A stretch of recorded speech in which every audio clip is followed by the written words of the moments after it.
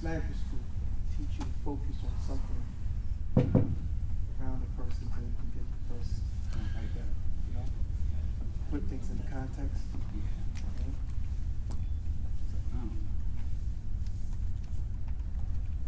Ready?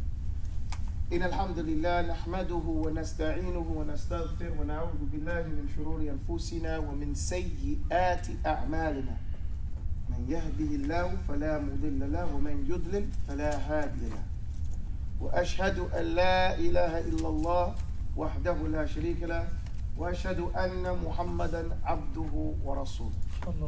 Alhamdulillah. All praise belongs to Allah. We praise Him. We seek His refuge and His forgiveness. We seek refuge in Allah from the evils of our own egos. Very important line. We seek refuge in Allah from our egos.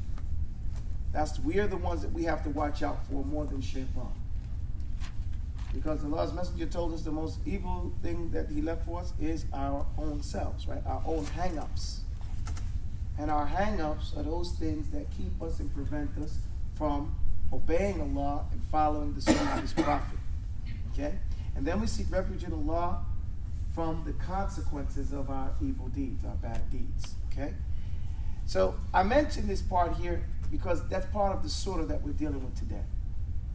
Remember previously I said that our deen is made up of aqidah, right? Aqidah. What next? Ibadah, right? What next? Suluk. Since it's a new word for people, we're talking about attitude, right? Mentality. And what comes next? Mu'amalat. Mu'amilat. And this is everything that your day-to-day affairs, anything that you do that's not in and of itself considered an act of ibadah. Does that make sense? How you sit, how you talk, walk, everything that we do. Right? So, in the last surah, Surah Al-An'am, we dealt with aqidah, right? And we dealt with aqidah and ibadah. That's what's called an'am. They had a messed up aqidah, so they started making up acts of ibadah with that an'am, with the cattle.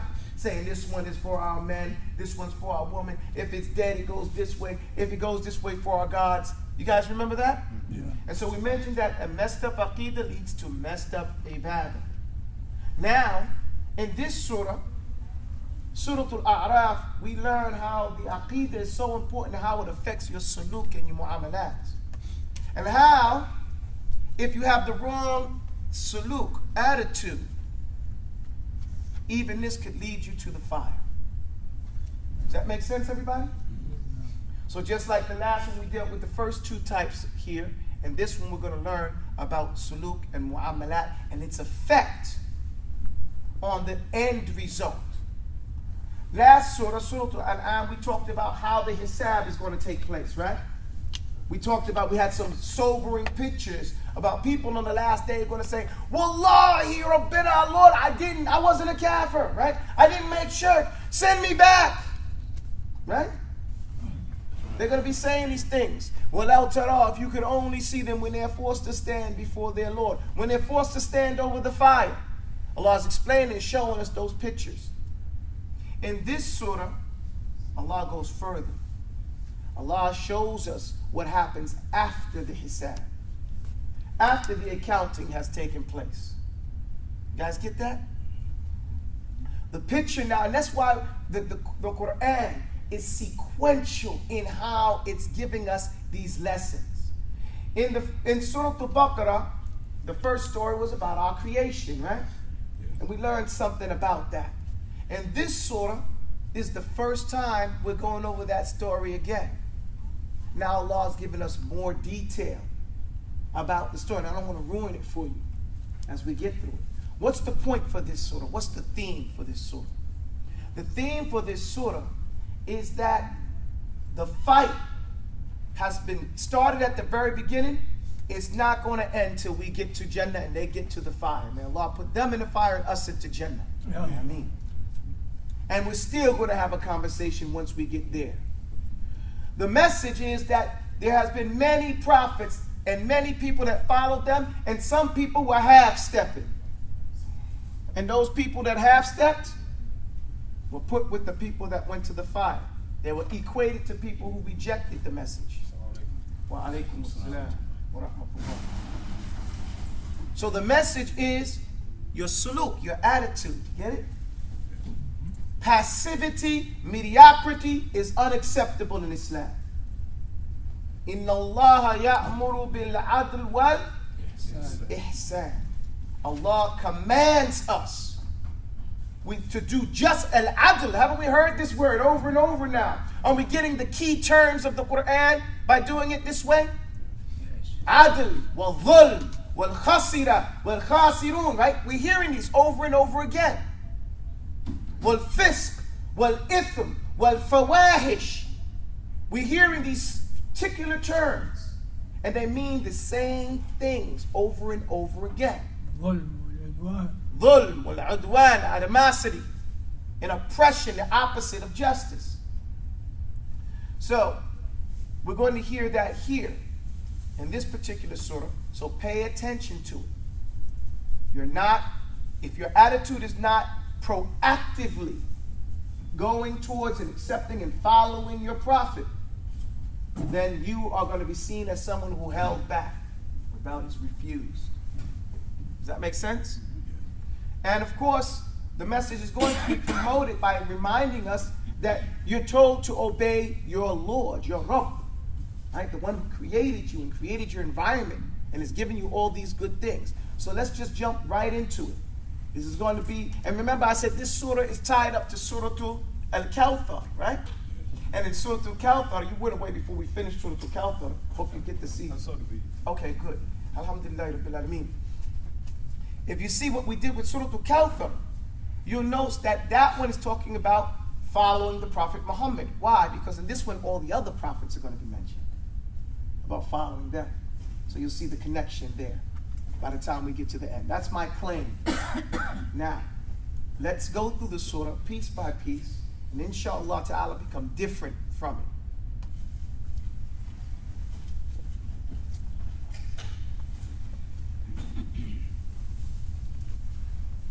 أعوذ بالله من الشيطان الرجيم بسم الله الرحمن الرحيم ألف لام ميم صاد كتاب أنزل إليك فلا يكن في صدرك حرج منه لتنذر به وذكرى للمؤمنين. Alif Lam Mim Sad. It's indicative. It reminds us of Surah Al-Baqarah. It reminds us of Surah Ali Imran. But then there's something different about it. The Sad. And Allah knows best. So it gets our attention again. A book that has been sent down to you. So don't you be in haraj, in your heart. Don't you feel fearful or have any problems in your heart with regards to this book. So worry about it. What is this book for? In order for you to use it to warn people with it. And a reminder for the believers. Okay, remember I teach you in the beginning of some of these surah, Allah gives us your learning, the lesson you're supposed to. Today's learning objective is Allahu la ilaha illahu, right? It gives us that. Allah tells us here, your learning objective.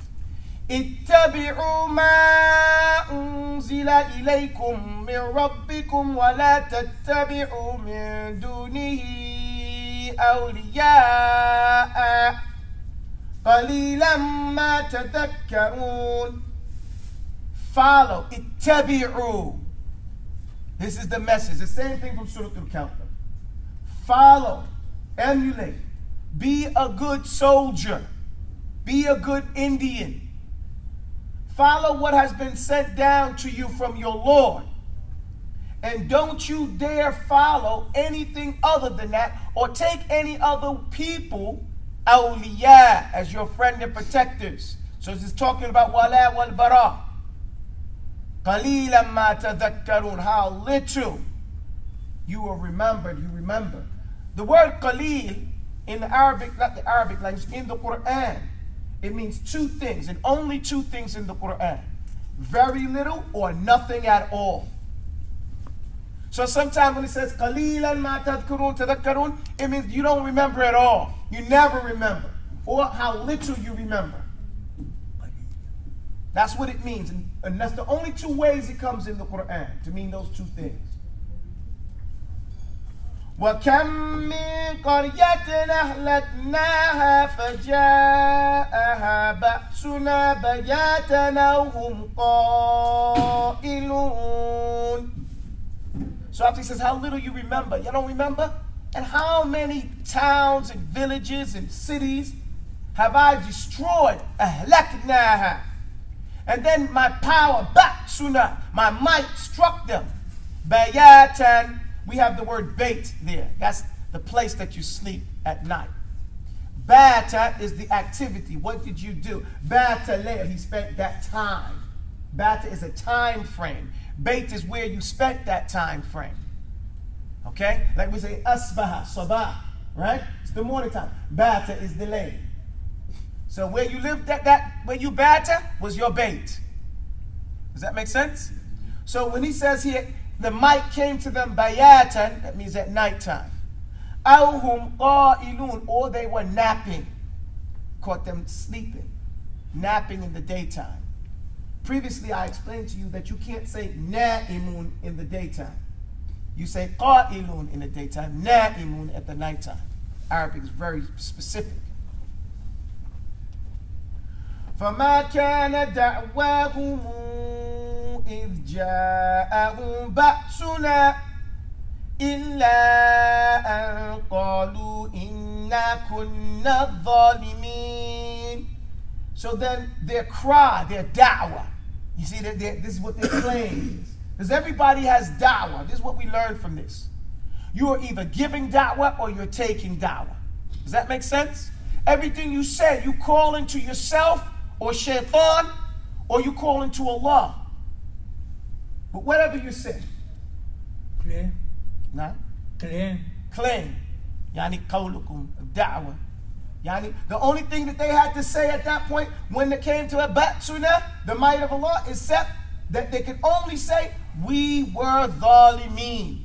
We were wrong. We repressed ourselves. Why is this? And you're going to see this throughout the Quran, that at the time of death and in the next world in the grave and in the next world in the hereafter, the criminal, the liar in this world always says the truth. He says, yeah, I was wrong. Yes, this is the reality. Why? Why is that happening? We get less punishment. No, it has nothing to do with that person. It has to do with al-haq. Reality. Reality reigns in the next world. Lies do not exist. A lie is a fabrication. It's not real, is it? You guys get the point? Yep. And that reality becomes vivid in the next world because it can't. That's why it says, Dalla anhum. They can't find it. Ghaba anhum is gone. Why? Because it cannot exist in the reality world. Does that make sense? فَلَنَسْأَلَنَّ الَّذِينَ أُرْسِلَ إِلَيْهِمْ وَلَنَسْأَلَنَّ الْمُرْسَلِينَ. We're in Surah Al-A'raf. He says here, so then Allah said that I will without doubt ask the people who had messengers sent. He's going to ask the people, Mada ajabtum, it's going to come in the Quran later on. Allah's going to ask all of us, what did you respond? How did you respond to your prophet? What did you respond to him? How did you respond? Did you follow him? Did you say you was going to follow him and then didn't follow him? Did you take an oath to follow him and then didn't follow him? Did you follow him? You get the point? So Allah is telling us here, وَلَا نَسْأَلَنَّ. This is double emphasis. Without doubt, wallahi, the fa here means وَعِزَّتِي. With my honor and my name, I will ask them. They will be questioned. What they responded to their messengers. And وَلَا نَسْأَلَنَّ الْمُرْسَلِينَ. And we're going to ask the messengers, مَاذَا أُجِبْتُمْ. We recited that already in Surah Al-Ma'idah. They're going to be asked, what did they respond to? What did they say to you? And this reminds me of some things that happen when you're growing up. Something happens and there's some confusion, and somebody comes and say, what did you say? And what did you say back to him? What did he say to you? You get it? We're getting clarity here. So now don't say that you're not going to get whatever you're going to get for whatever you did. May Allah forgive us.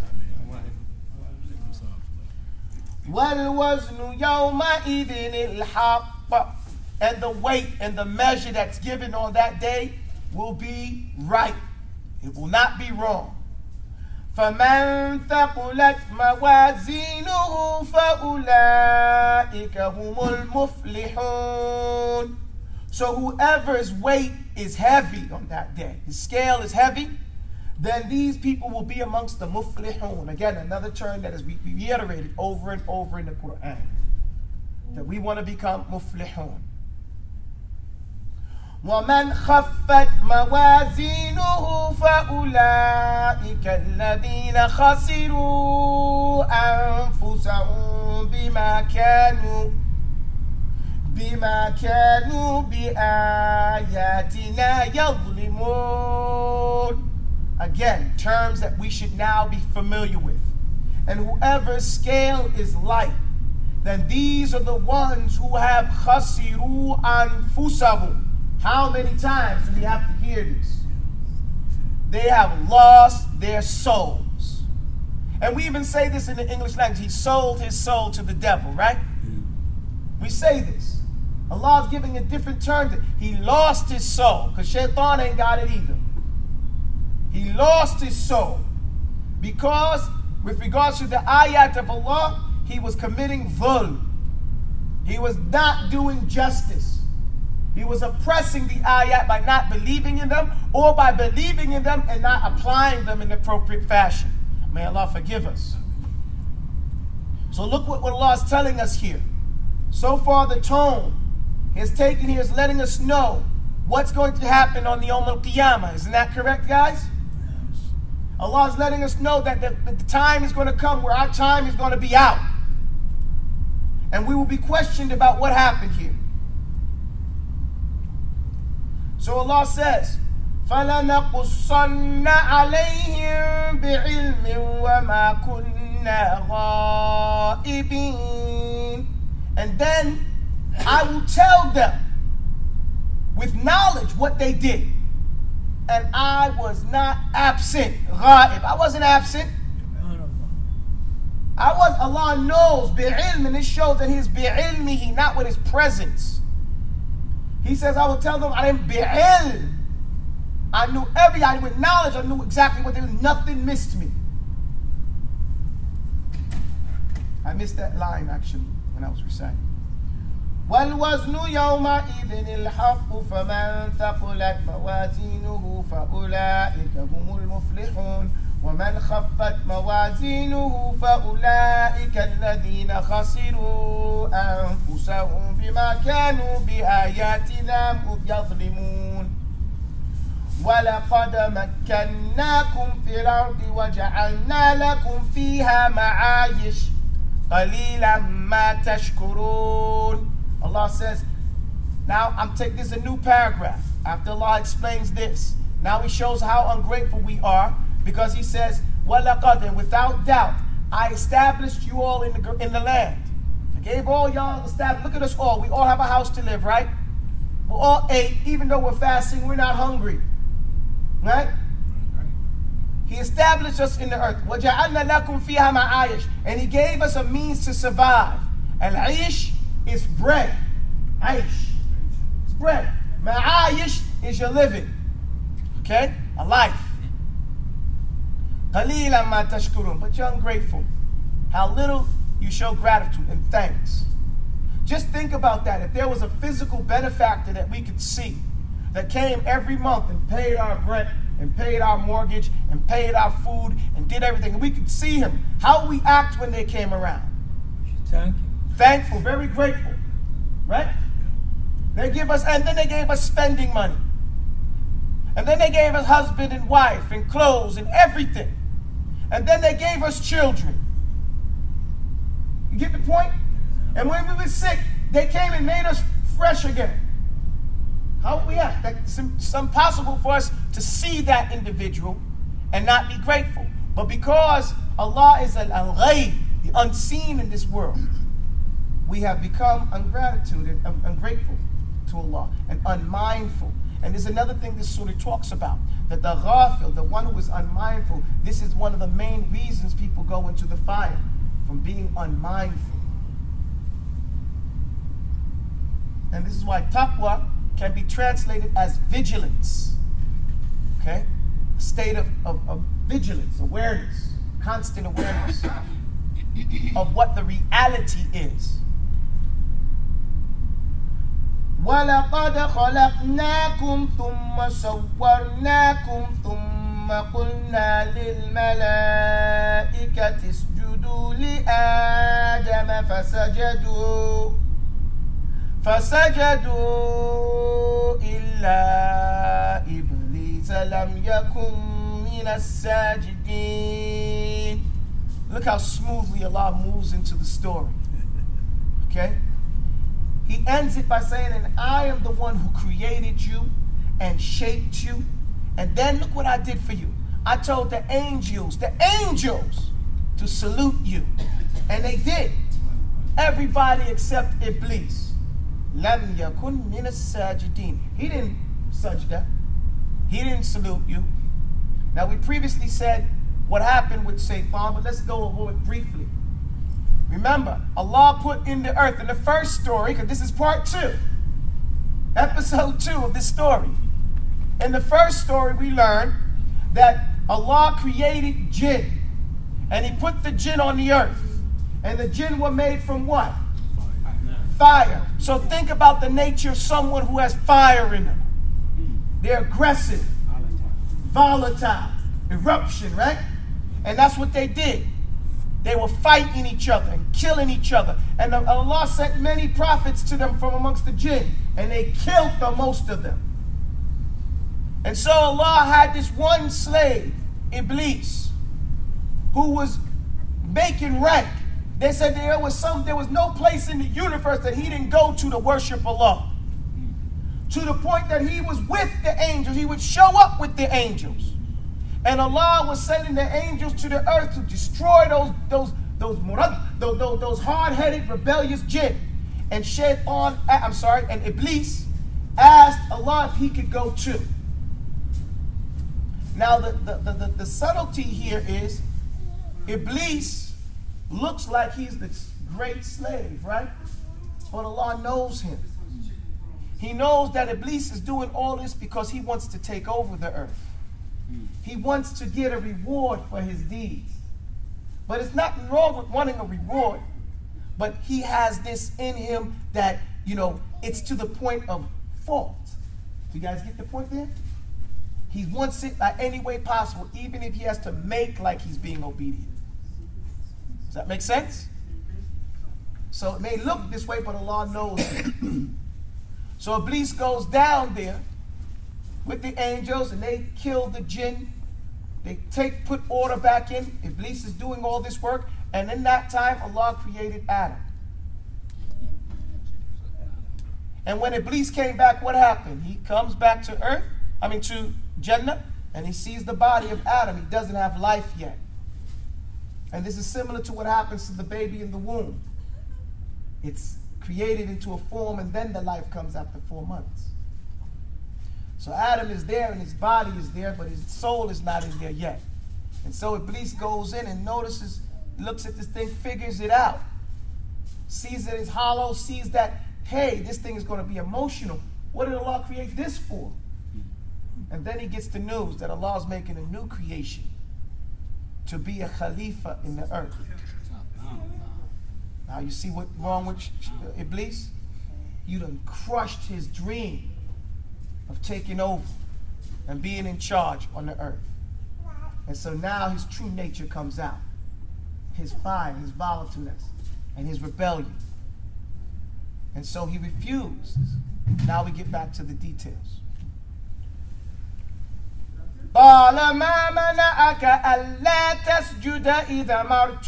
Allah says, so what prevented you, Iblis? that you did not prostrate when I ordered you to? قَالَ أَنَا خَيْرٌ مِّنْهُ. He said, I'm better than him. Dig that. The first sin is sin of racism, right? Arrogance, thinking that someone's better than the next one.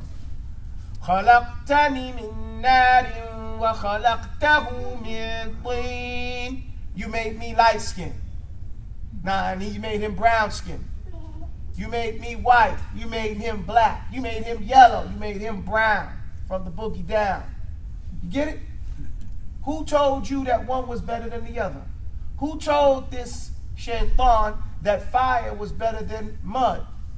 Don't you know we could take mud and throw it on fire and it puts it out? Because he didn't think this out, but this is the over-entitledness. And this is what istikbaran is. So we're reminded that the sin here is thinking you're better than what you are, than the hisab that Allah has given you.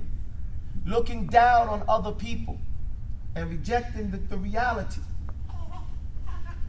قال فاهبط منها فما يكون لك أن تتكبر فيها. So Allah immediately says, get down. Not get out. فاهبط. Get down. Showing that this is up. Get down from there. So it's not befitting that you could be تتكبر, that you could think you so big in Jannah. فاخرج إنك من الصاغرين. Get out. You, without doubt, are little. You are petty. Sagirin. Sagirin means size and mentality. You a little thing. You think you kabir, but you little and you petty. قال أنظرني إلى يوم يبعثون. He immediately says, أنظرني. Give me a break. Another, intadhar, right? Wait. Give me a time. Give me wait. Prolong it. Don't punish me right now. Wait until the day you resurrect. They are resurrected. They are resurrected. What does this tell us, people? It tells us two things. Iblis knows the importance of time,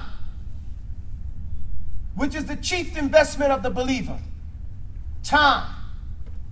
How we spent our time will be asked about. And he already knows that we're going to be resurrected. He already knows these things. So he has knowledge of this. He knows there's going to be a resurrection, and he knows there's going to be an accounting. And so he thinks, again, with his wrongness, that he's going to prove that Allah was wrong. That's what his point is, okay, guys? I'm better than him. You put him in charge. I'm going to show you was wrong. As opposed to Adam, who made a sin. And what did he do when he made his sin? As soon as he was called on it, what did he do? We'll see what he did. He made dua. He asked for forgiveness, right? So, hawa, following your desires, is to disobey Allah without arrogance, without rebellious mentality. What istikbara is to disobey Allah with arrogance. Does that make sense? قَالَ إِنَّكَ مِنَ الْمُنذَرِينَ. Allah immediately gave it to him. Okay, you got that. It's not going to change nothing with Allah. I'm going to give you time. قَالَ فَبِمَا أَغْوَيْتَنِي لَأَقْعُدَنَّ لَهُمْ صِرَاطَكَ الْمُسْتَقِيمِ. He goes further. Okay, I got time. Now I'm going to get ugly with it. Since you made me go astray. He blames Allah for the situation. Bold speaking. Since you made me go astray, I'm going to aq'udanna. Without doubt, he's swearing, talking tough. I'm going to squat for them on your sirataka mustaqim. Sirataka, on your path that you made straight, that will straighten them out. You hear the language? Sirataka. On your path, I'm going to lay for them. That you made mustaqim. That you made to straighten them out, I'm going to lay on that path. Not lay, squat on that path, which is indicative of an ambush. I'm going to ambush him on your path. So we need to know that Shaitan ain't really worried about the people at the club. Okay? You have to remember, where's he going to be? He's going to be at the masjid. He's going to be right there when you offering salah. His name is Khinzib, his particular Shaitan. He comes to you for your salah. And he starts reminding you of everything that you think he might think is important. Remember that movie you saw 25 years ago? Remember this scene? Oh, remember that lecture you heard the other day? It was great, right? Anything to get you from remembering Allah in your salah. He's going to come to you, and what did we say that Shaitan does for the believers? He encourages them to do the mustahab acts so they can leave off doing the fard acts. Meaning, he encourages you to go visit somebody far away as opposed to you visiting your mother. It's good to go visit somebody, but you have an obligation to visit your parents. You get the point? So you did something less, and you left off what was obligatory for you. And this is how he does it. This is part of his tricks. He gets you to do other things, but you avoid doing the things you're supposed to do, like memorizing Quran, learning the Arabic language, knowing basic fiqh. And 20 years go by, and you still don't have any of these things done. And we don't have an excuse. This is from the things we can take from this ayah. And then the Shaitan says, ثُمَّ لَآتِيَنَّهُمْ مِنْ بَيْنِ أَيْدِيهِمْ وَمِنْ خَلْفِهِمْ وَعَنْ أَيْمَانِهِمْ وَعَنْ شَمَائِلِهِمْ وَلَا تَجِدُ أَكْثَرَهُمْ شَاكِرِينَ. He makes a claim. Then I'm going to come to them in front of them, from behind them, on their right side, and even their left. And you won't find most of them grateful. Grateful for what? It's not mentioned. Grateful for the fitrah that you created them in. Grateful for the sharia and the guidance that you gave them. You get the point? Yeah. In another story, he's going to explain that he's going to get the people to change their creation. Okay? And what do we see now? Men want to be women. People get tattoos. People make cuts and do things like that. Change up. Even their hairstyles. Okay? How many women are blonde in the world? You would think almost all of them. Right? How many black women have straight hair? You would think almost all of them. I tell you, even on TV, even though they're supposed to be covering their hair, I haven't seen but maybe one or two black women on TV with their real hair. That's how ashamed and low they have an opinion of themselves that you won't hardly ever see one with her real hair on TV or out in the street. Think about a whole ethnic group refusing to wear their hair in the way it is because they're ashamed the way it looks. Because they've been taught that the way Allah created you is ugly. You get that? And how many men refuse to grow their hair because they don't want to have an afro? They want to cut it so short so it can look straight. I got waves. Same problem. You cut it so low just so it can look straight at this inch. And they say, well, I'm going to get a Caesar. That's what they call a haircut, right? They call it a Caesar. Well, I want a Muhammad. Because Caesar cut the head low so they could wear wigs. The Romans, if you wanted to become a Roman citizen, you had to shave your head off. And it was a sign that you was a boy, a slave.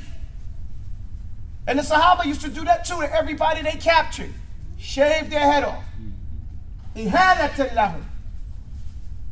And the Prophet ﷺ is our example. He had it long. At his shortest was what? At the fat of his ear. But you know what brothers say? They say, well, I'm getting bald. So what? Who made you bald? He didn't make you bald all over. Umar ibn al-Khattab, radiyallahu anhu, he had bald right here and hair all the way down around the side like that. And they considered that, the Sahaba considered that a sign of wisdom. I thought you were Salafi.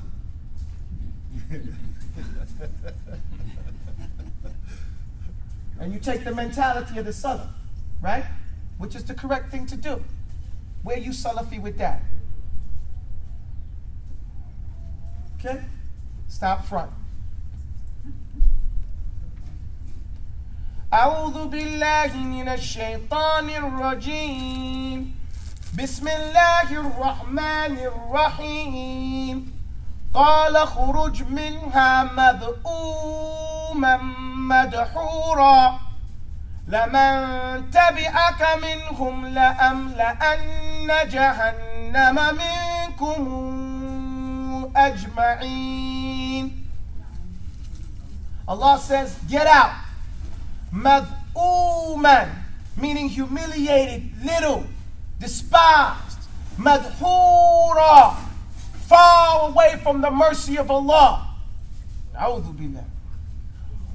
The fact of the matter is, whoever follows you from amongst this creation, I will without doubt fill Jahannam with you and them all together.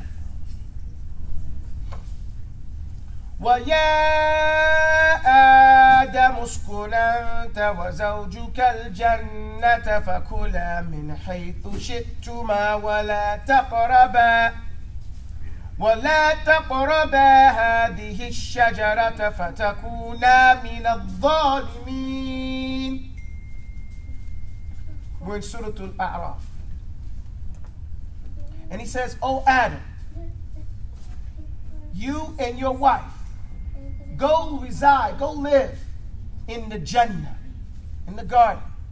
And you both can eat wherever you all want. However, do not go close. La taqraba, which is a stronger statement than don't eat it. Don't go close to this tree. Don't go close to it. If you do, you will be an oppressor. You will be a zalimin." Okay? And I said, stop fronting over it. I want to make clear. Some people are not fronting. They just don't have knowledge about what is proper and appropriate. That's all. Yeah, it's just ignorance. فَوَسْوَسَ لَهُمَا الشَّيْطَانُ لِيُبْدِيَ لَهُمَا مَا وُرِيَ عَنْهُمَا مِنْ سَوْآتِهِمَا وَقَالَ مَا نَهَاكُمَا رَبُّكُمَا عَنْ هَذِهِ الشَّجَرَةِ إِلَّا أَن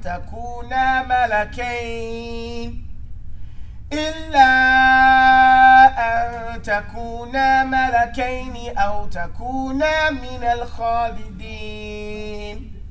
Very important ayat. All the ayat are important, but we have to, this is very, it's a threshold moment for us here. Because when we understand this, we will understand a lot about sin and the nature of shaitan and the nature of the advice that Allah, the orders that Allah gives us in order to protect ourselves. Okay? A lot of times, this is going over our head. Pay attention to the ayat. Allah says, فَوَسْوَسَ لَهُمَا الشَّيْطَانِ. So shaitan whispered to them. Subtle. He was subtle. Waswasa here is whisper, but it also means he was subtle. He wasn't direct. Okay? And he said to them, and his plan was to yubdiya lahuma, to make it appear to them, bada'a, to make it apparent to them, so atahuma, their shapes, their forms. Dig it. What do we see now? This shows that they had clothes on. Their bodies and their shapes were covered.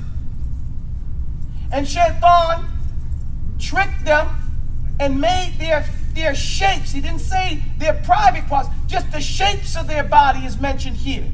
And the language of the Quran is very particular. Don't we see now, over the last 30 years, how the clothing has become tighter and tighter to show the shape of the body? And then it becomes thinner, and then it becomes invisible. And that so-and-so, Allah's teaching us here that when they saw their shapes, this was the first type of corrupting their minds.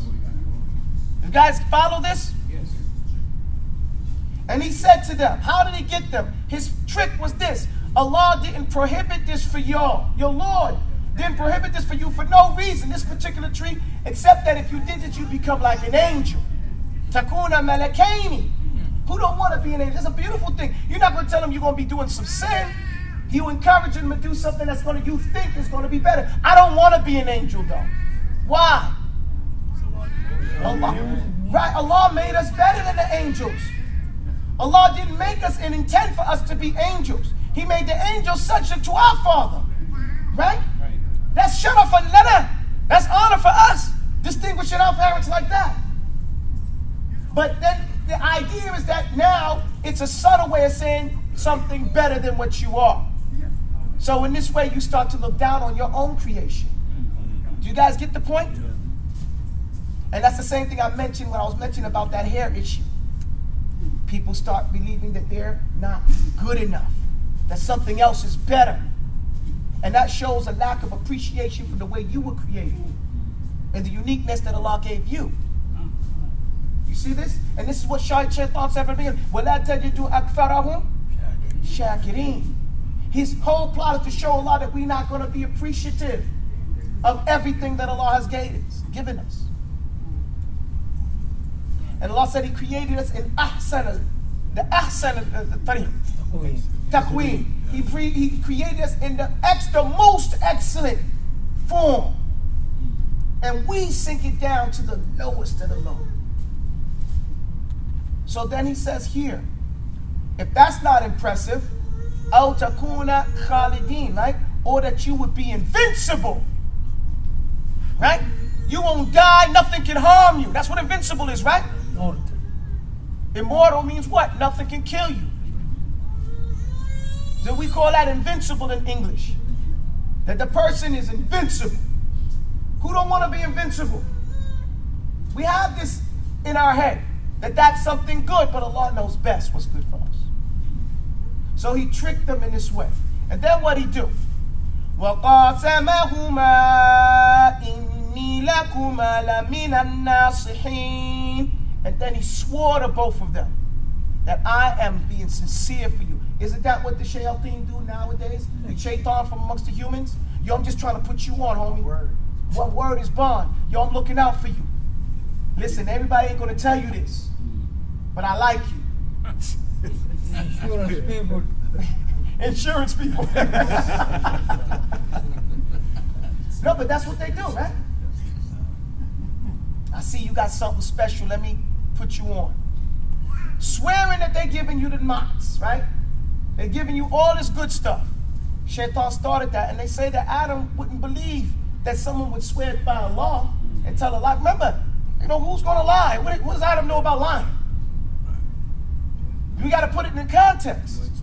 And he swore by Allah that He's giving us nasihah. Man, we got something special here. So Allah tells us what He did. فَدَلَّهُمَا بِغُرُورٍ. A very important line here. So He made them hesitate. He dangled them. Right? He caused them to doubt. بِغُرُورٍ. By words of deception. And by making them think, yo, I'm going to get this delusion. Okay? Of something that I'm going to get like that. You get my point? And that's what He does. He gets us doubting. Should I do it? Should I do it? Not do it? فَلَمَّا ذَاقَ الشَّجَرَةَ بَدَتْ لَهُمَا سَوْآتُهُمَا وَطَفِقَا يَخْصِفَانِ عَلَيْهِمَا مِنْ وَرَقِ الْجَنَّةِ وَنَادَاهُمَا رَبُّهُمَا أَلَمْ أَنْهَكُمَا عَنْ تِلْكُمَا الشَّجَرَةِ أَلَمْ أَنْهَكُمَا عَنْ تِلْكُمَا الشَّجَرَةِ وَأَقُلْ لَكُمَا إِنَّ الشَّيْطَانَ لَكُمَا عَدُوٌّ مُبِينٌ. So as soon as He tasted, you see, it shows the language. Allah says He didn't bite it. He wasn't aggressive with it. He just tasted it. It shows that He was hesitant. He tasted it, the both of them, from the tree. Badat lahuma sawatuhuma. Then all of a sudden their shapes appeared to them. You know, they got to see their outer.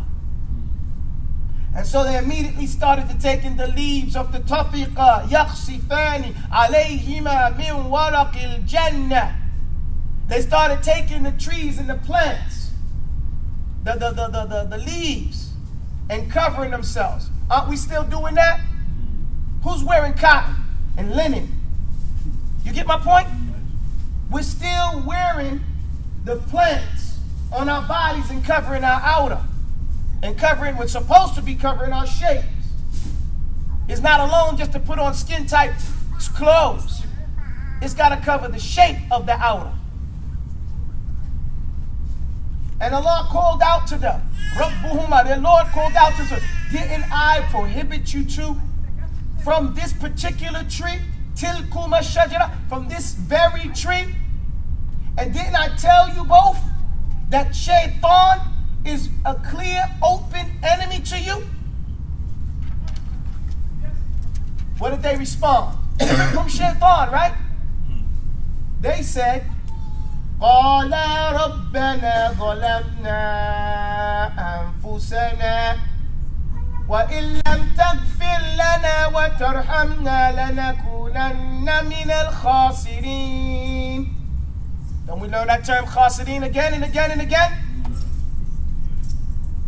They both responded by praying, Rabbana, Zalamna, we oppressed ourselves, Anfusana, we did injustice on our own souls.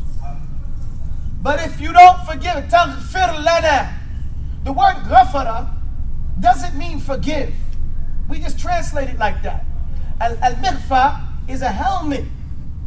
That's what a mighfar is, that you protect yourself with. So, you say, mighfar. So what we do, ghafar, is to protect me from the consequences of my sin. Does that make sense? Rahma is mercy. Afwad is to wipe it away. Well, ghafar is protect me from the consequences of my crime. Does that make sense? That's why he says, they say, وَإِن لَمْ تَغْفِرْ لَنَا وَتَرْحَمْنَا. If you don't protect us from the consequences of this crime and have mercy on us, we would without doubt be amongst the khasirin. Wal asr innal insana lafi khusr. Okay, over and over again. قال اهبطوا بعضكم لبعض عدو. Very important ayah to understand the nature of the world based on this crime, based on the fact that you followed shaitan, we follow shaitan, we have animosity towards each other. Allah says, get out of here, get down, both of you. Ba'dukum li ba'din adu. You will be enemies to each other. As long as you follow shaitan, you're going to have animosity. You're going to want what the next one got, what Allah, because what animosity comes from? Jealousy about what? Things. What others have. Who gave those people those things? What other people have? Isn't that what shaitan did? Yeah. You get the point? Yeah, gotcha. Because you obeyed and followed shaitan, you're going to have what shaitan has. Shaitan was jealous that Allah gave Adam the khilafah. So we're jealous that he got a gray hat and I don't. And him this one, why he's showing him respect and not me? Right? We want what Allah gave somebody else. That's what jealousy is. That's what animosity is come from. Do we understand how this is coming through the ayat? And Allah says He removes it from the believers though. He removes that ghillan. Allah teaches us a dua. رَبَّنَا اغْفِرْ لَنَا وَلِإِخْوَانِنَا لِلَّذِينَ سَبَقُونَ بِالْإِيمَانِ وَلَا تَجْعَلْ فِي قُلُوبِنَا غِلًّا لِلَّذِينَ آمَنُوا رَبَّنَا إِنَّكَ رَءُوفٌ رَحِيمٌ. Aisha used to tell us, we've been ordered to make dua for each other. Rabbana, forgive us, right? Protect us from our crimes, right? And for our brothers and sisters who have preceded us in iman and having faith. And don't put in our hearts ghil. We call it in English gall, right? Because we get sick, right? From it. It affects our whole nature. Don't put this bad taste, this bitterness, because all is bitters, in our mouth, in our hearts, for our brothers in Iman. Okay? Oh Allah, you are Ra'uf Rahim. Ra'uf is kind. Rahim is specifically merciful to the what? Believers. It's only the believers. And Allah, on Yawm al-Qiyamah, I'm going to tell you. We go further. Okay? So everybody should understand where this comes from, because if you understand the nature of sin, the nature of the adawa, where it came from and what it literally is, you can protect yourself from it. What do you have to do when you see something you love and like in your brother? What do you say? And Tabarakallah. Allahumma barik feek. MashaAllah, Allah decided that, not me. Allah is the owner of the slaves, right? Alallahul khalq wal amr. Tabarakallah. That's why we say Tabarakallah. You get the point? It's His creation. He can give what He wants to it. What if it's your child? You can give your child what you want, right? Within reason, because we know it's not, can't do nothing haram. But we get the idea, right? You can tell your child to do whatever you want. And Tabarakallah, may Allah bless you with that. Even if you don't mean it. So you can protect your brother and protect yourself.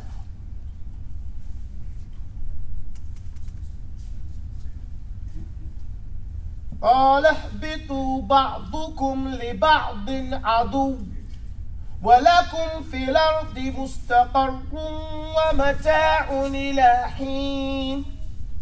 He said, get down. You've been lowered now.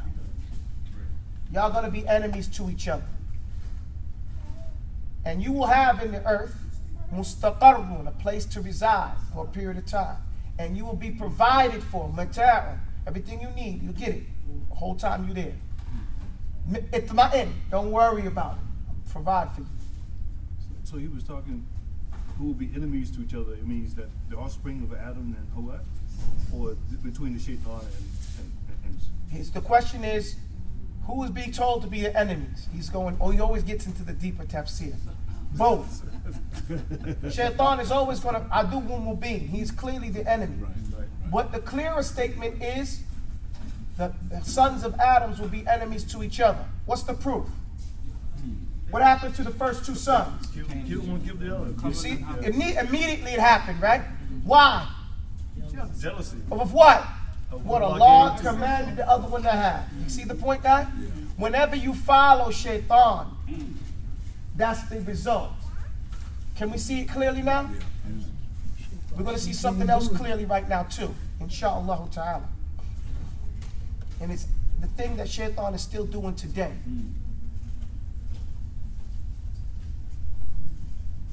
قال فيها تحيون وفيها تموتون ومنها تخرجون. He said, in that earth you will live, and in that earth you will die, and from that earth you will be resurrected. Now we get into a bunch of Bani Israel, Bani Adam. What time do we have? Do I continue? How many minutes you want? Okay, I'll give you the Bani Adams, okay? All right. I don't like stopping this story, All right. because it's very important to understand this. There's nobody here. Okay. أعوذ بالله من الشيطان الرجيم. بسم الله الرحمن الرحيم. يا بني آدم قد أنزلنا عليكم لباسا يواري سوآتكم وريشا ولباس التقوى ذلك خير ذلك من آيات الله لعلهم يذكرون. O sons of Adam. We ain't heard this before. He's talking directly to us. O sons of Adam, Allah has already sent down to you libas, clothing, in order for you to cover your shapes. Warisha and risha. Risha is decorative clothing. Okay? So you don't have to have bland. We don't got to wear sacks. He made it look fly. That's what Risha means. He's telling you to wear it and look nice.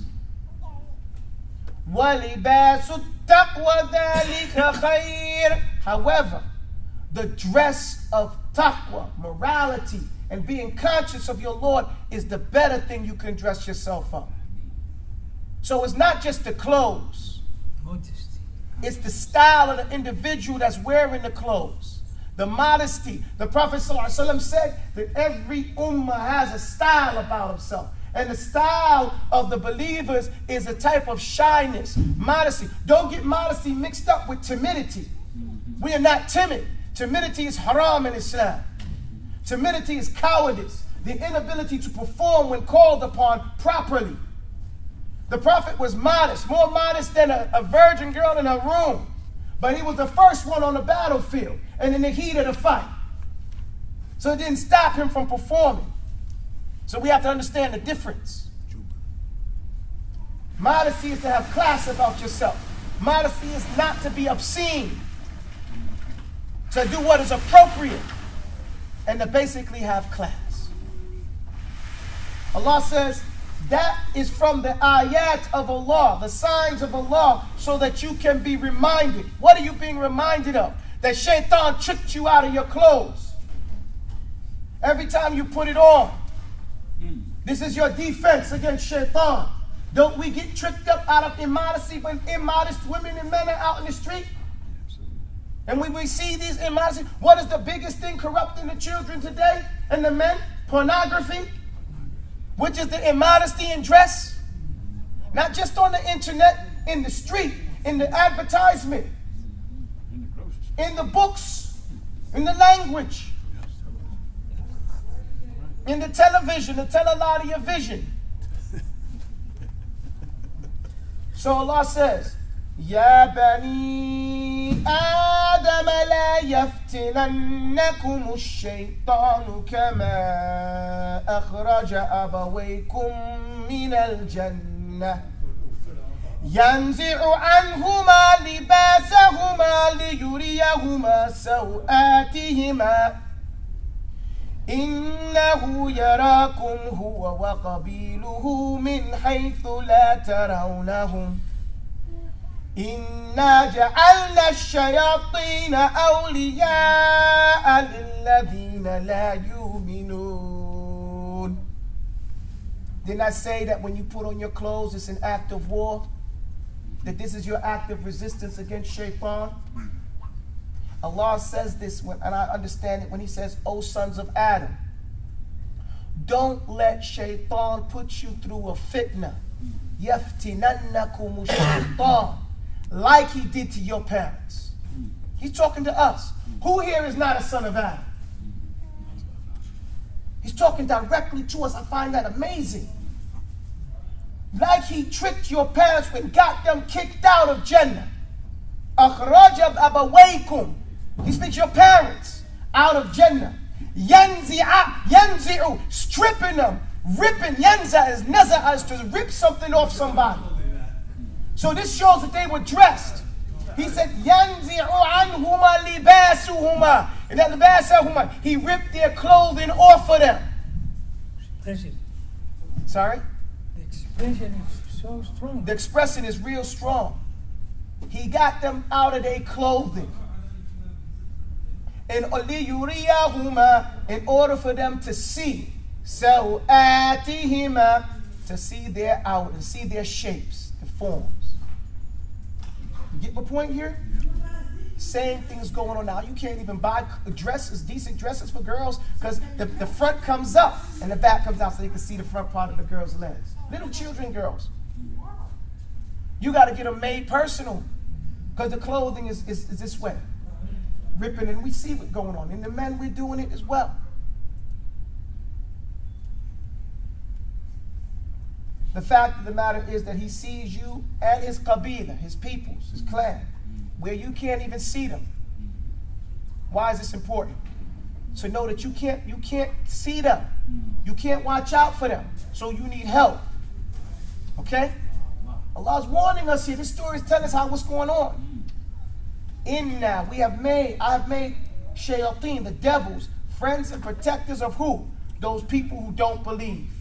So the awliya, the devils amongst the humans, are the non-Muslims. Those people who don't believe. This is what Allah says. The awliya, He said, Inna ja'alna shayateen awliya lilladhina la yu'minun. It's clear. But you want to be friends with those people? We can be cordial. We can give them their rights and respect. But you have to be careful. Because these, as Allah has said, and unless you call it Allah a liar. Oh, you don't know them. That's what they tell us. Oh, there's good. Well, we know them really well.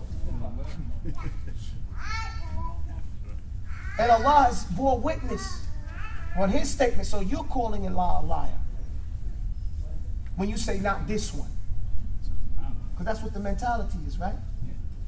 Not boo. He's good.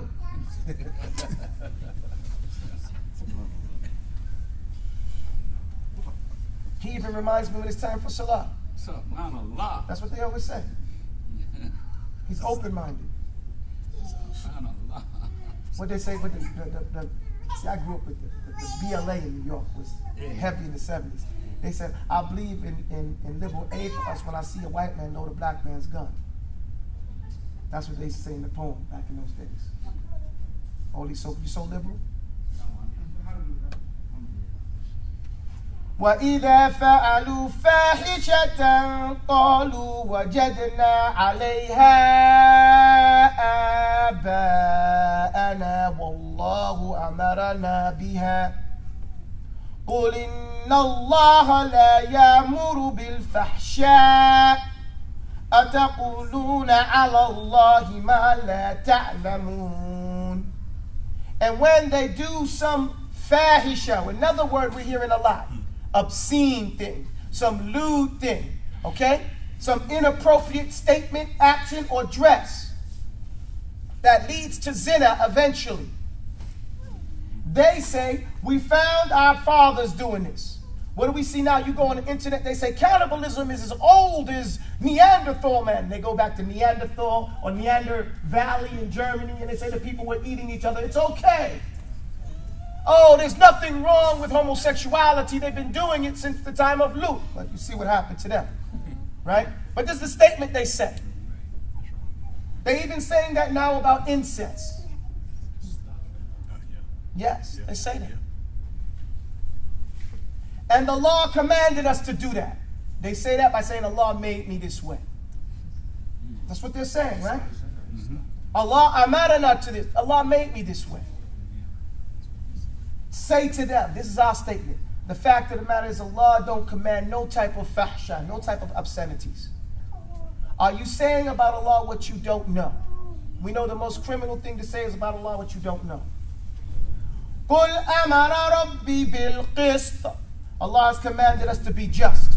وَأَقِيمُوا وُجُوهَكُمْ عِنْدَ كُلِّ مَسْجِدٍ وَادْعُوهُ مُخْلِصِينَ لَهُ الدِّينَ كَمَا بَدَأَكُمْ تَعُودُونَ فَرِيقًا هَدَى وَفَرِيقًا حَقَّ عَلَيْهِمُ الضَّلَالَةُ إِنَّهُمُ اتَّخَذُوا الشَّيَاطِينَ أَوْلِيَاءَ مِن دُونِ اللَّهِ وَيَحْسِبُونَ أَنَّهُمْ مُهْتَدُونَ.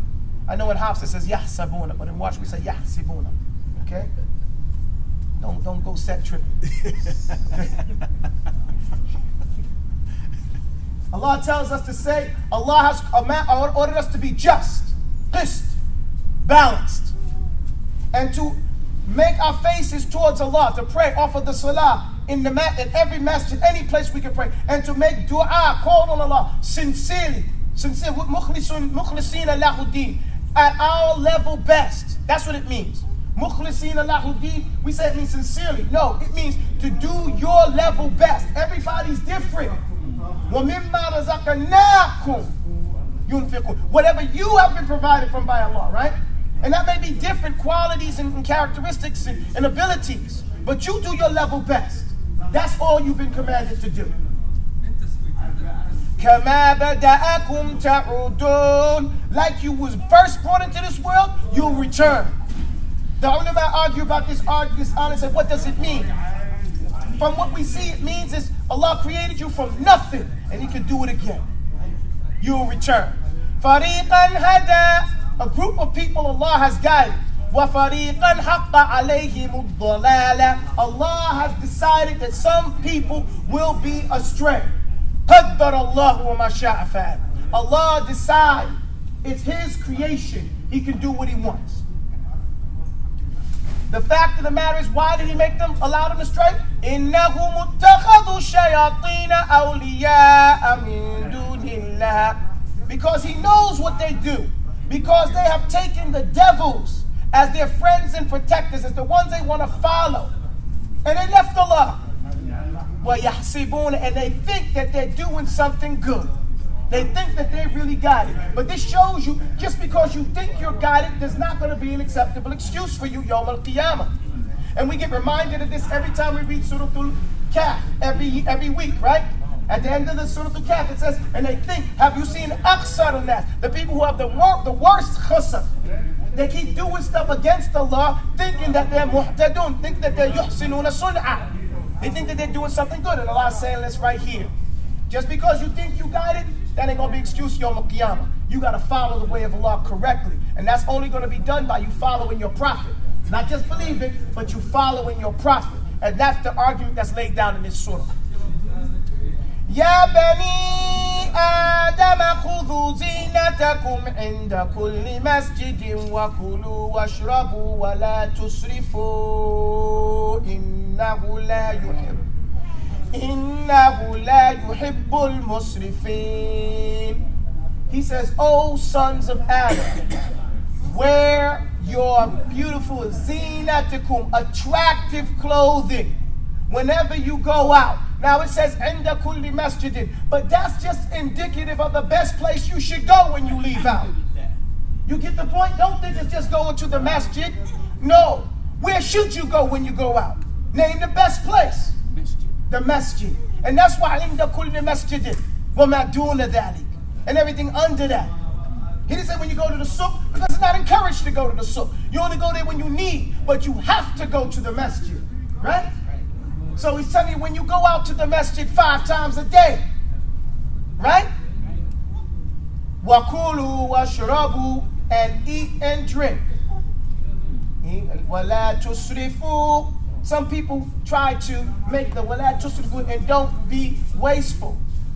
They thought that was just for eat and drink and don't be wasteful. No.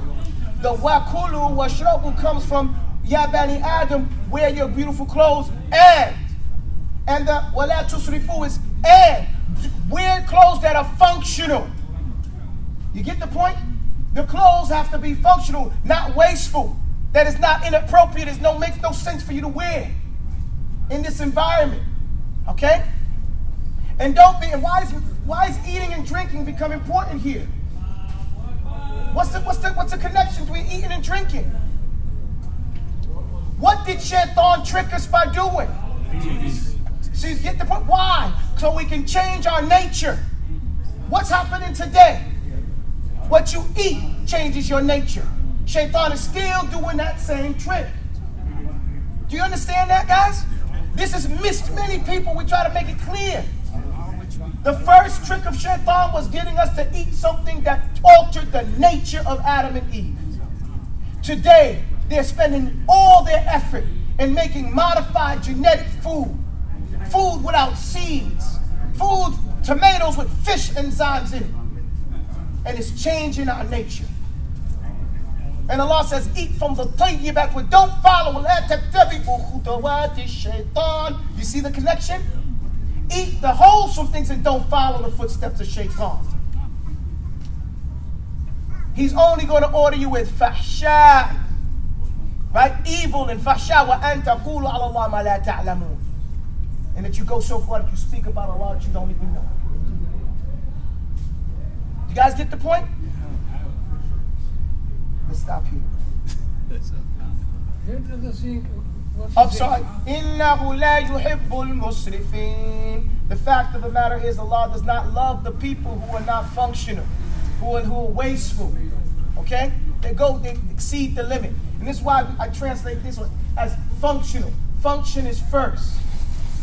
Main problems we have is dysfunction. Right? Things are out of place.